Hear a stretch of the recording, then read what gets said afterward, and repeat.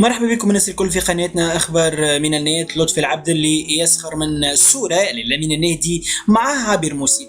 سخر الكوميدي لطفي العبد اللي بطريقة خاصة حول الصورة المتداولة لعبير موسي رئيس الحزب الدستوري الحر والممثل المسرحي لامين النهدي على هامش التحرك الاحتجاجي للفنانين والمطالبة برفع الإجراءات لتمنع الحفلات والأنشطة الثقافية ليلا. وعلق العبدلي ساخرا في تحديث على حسابه بالانستغرام اللي يقول المكي وزكية لمين النهدي وعبير كلسون.